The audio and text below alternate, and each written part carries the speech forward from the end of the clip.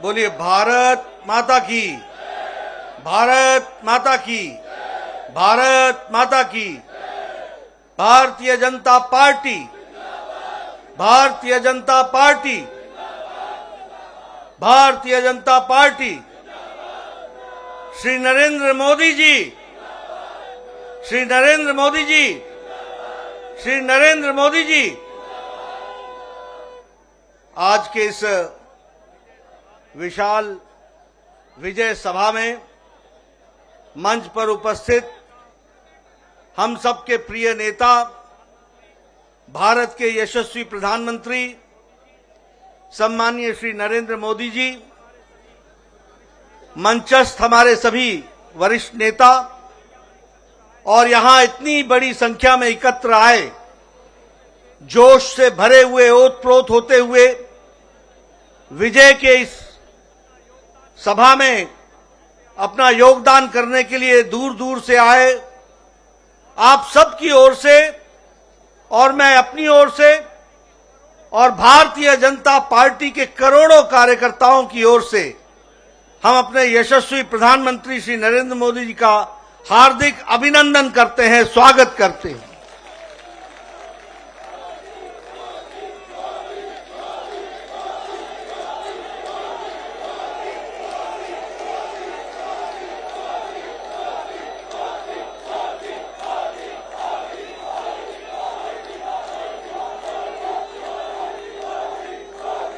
आज हम आदरणीय प्रधानमंत्री जी का अभिनंदन और स्वागत करते हैं। साथ ही साथ गुजरात की जनता, गुजरात के कार्यकर्ता और तमाम कार्यकर्ता जो इस चुनाव में हिमाचल प्रदेश में, दिल्ली में लगे, उन सबको भी मैं तहे दिल से बहुत बहुत बधाई देता हूं और उनका भी अभिनंदन करता हूं। यह हम सबके लिए खुशी की बात है और आज बड़ा ऐतिहासिक दिन है। जब हम गुजरात के नतीजे देखते हैं तो आजाद भारत में रिकॉर्ड तोड़ते हुए ये जीत हासिल आदरणीय प्रधानमंत्री मोदी जी के नेतृत्व में हम सबको मिली है।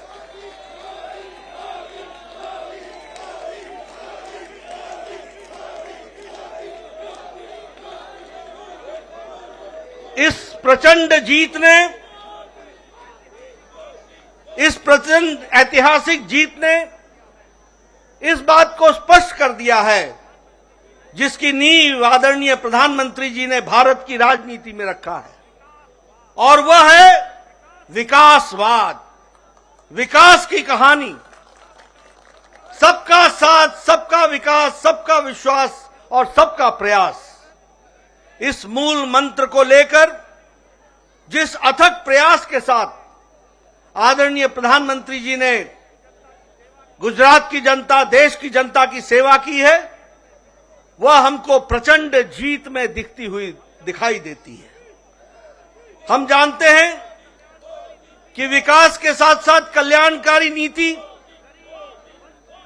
गांव, गरीब, वंचित, पीड़ित, शोषित, दलित, समाज के अंतिम पायदान पर खड़ा व्यक्ति, उन सब के लिए जो आपने नीतियां बनाई, जो आपने कार्यक्रम बनाए, जो उनके दुख दर्द को समझा, जो उनके आंसुओं को पोंछने का आपने काम किया, उस गरीब के घर में रोटी मिल सके इसकी व्यवस्था की, उसके घर में अच्छा सा शौचालय हो जाए और वो जीवन इज्जत के साथ जी सके, इस यह परिवर्तन आपने ला करके दिखाया है।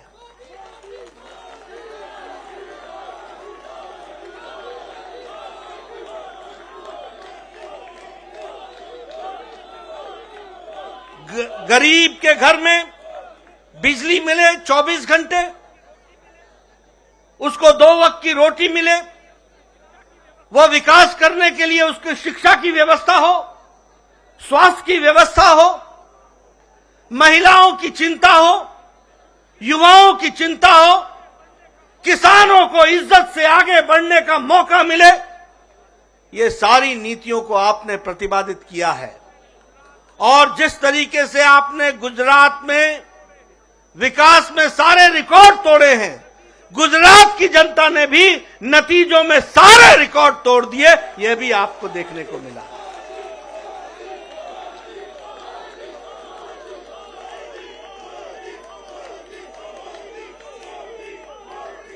हमें मालूम है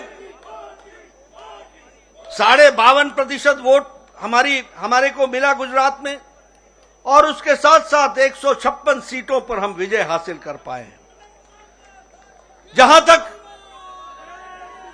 तक कांग्रेस का सवाल है, पिछले चुनाव में 41.4 से घट करके 27.3% पर कांग्रेस आकर के खड़ी हो गई।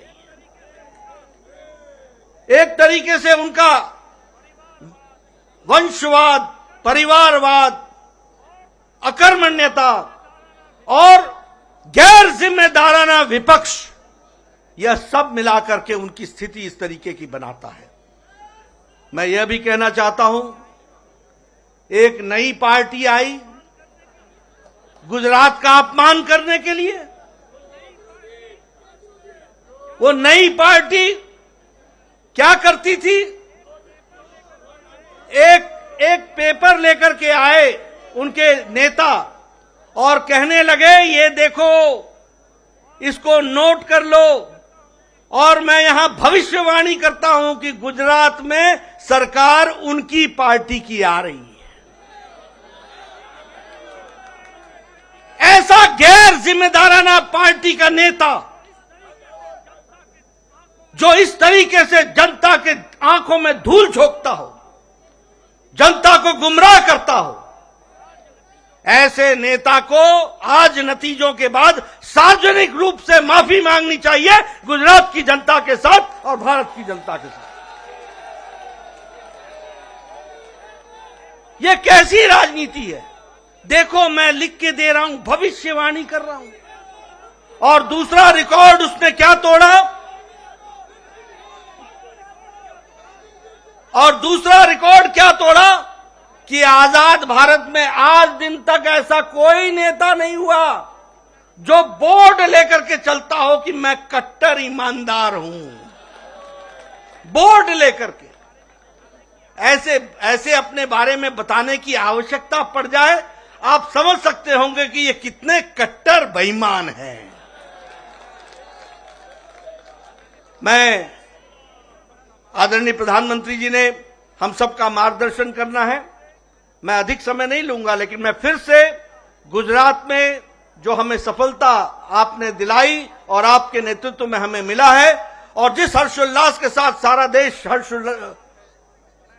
हर्षोल्लास के साथ है, मैं आपको भी बधाई देता हूं और आदरणीय मोदी जी का अभिनंदन करता हूं, स्वागत करता हूं।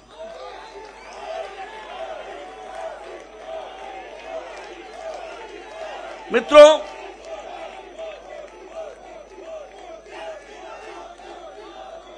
मैं हिमाचल प्रदेश के बारे में भी कहना चाहता हूं।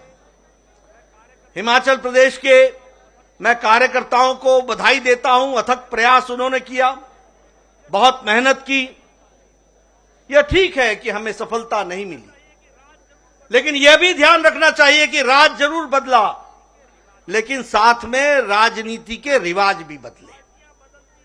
पहले जब पार्टियां बदलती थी तो 5% से वोट का फर्क पड़ता था।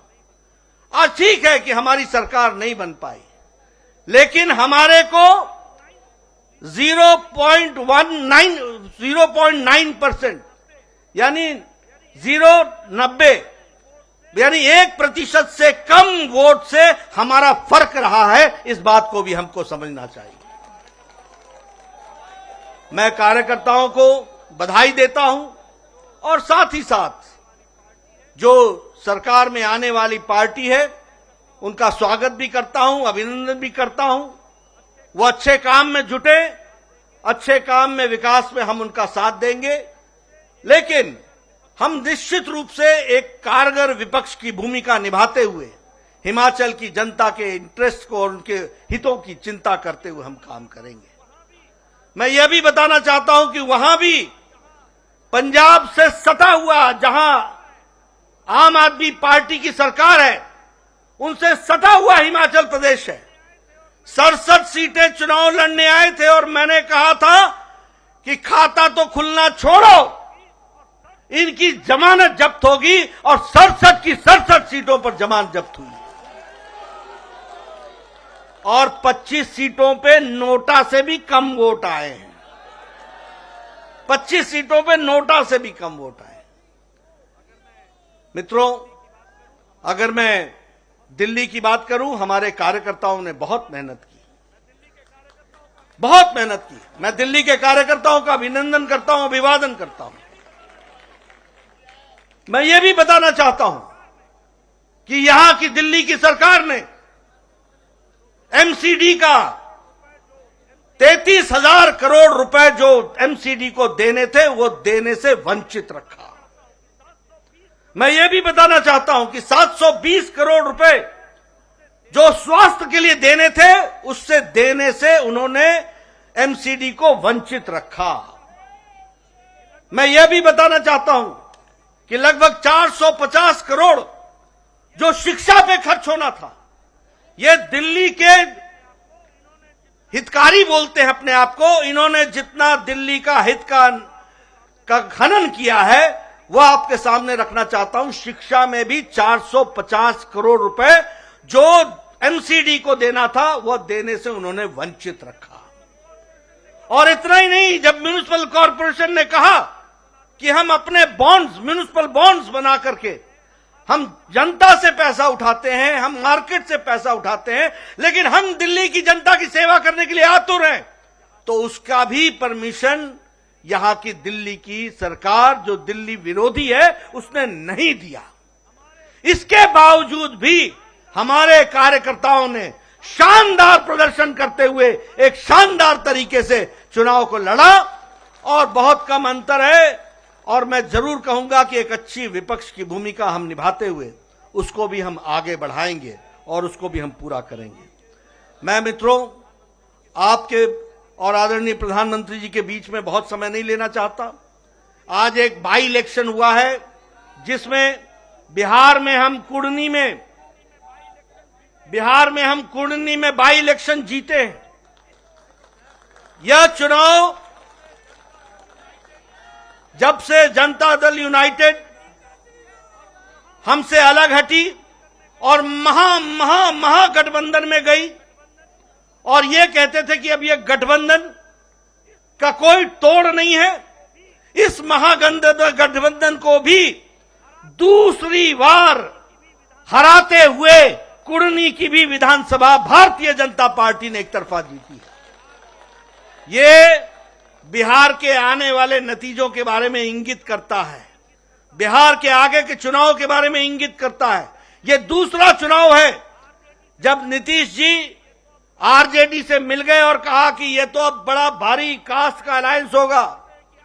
हम इनको भी यह बता देना चाहते हैं कि आदरणीय मोदी जी के नेतृत्व में चाहे उत्तर प्रदेश हो चाहे बिहार हो, मैथमेटिक्स नहीं चलता, केमिस्ट्री चलती है, केमिस्ट्री चलती है, प्यार चलता है।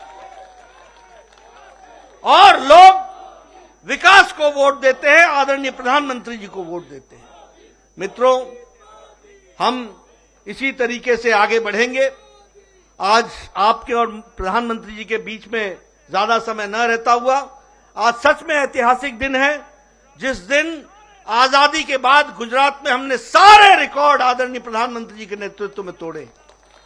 और मित्रों, ये भी याद रखना कि प्रधानमंत्री जी ने जितनी अथक मेहनत चुनाव में करते हैं, वो हम सब के लिए अनुकरणीय है, वो हम सब के लिए दिशा देता है, वो हम सबको बताता है कि किस तरीके से भारत की जनता को आगे बढ़ाने के लिए आदरणीय प्रधानमंत्री जी दिन रात काम करते हैं। मैं इन्हीं शब्दों के साथ पुनः उनका हार्दिक अभिनंदन करता हूं, स्वागत करता हूं, और उनका जो मार्गदर्शन हमको मिलेगा, मैं विश्वास दिलाता हूं कि भारतीय जनता पार्टी के करोड़ों कार्यकर्ता आपके रास्ते पर चलेंगे और आपके माध्यम से देश को आगे बढ़ाने में अपना योगदान करेंगे। इन्हीं शब्दों के साथ बहुत बहुत धन्यवाद। एबीपी माझा, उघडा डोळे बघा नीट।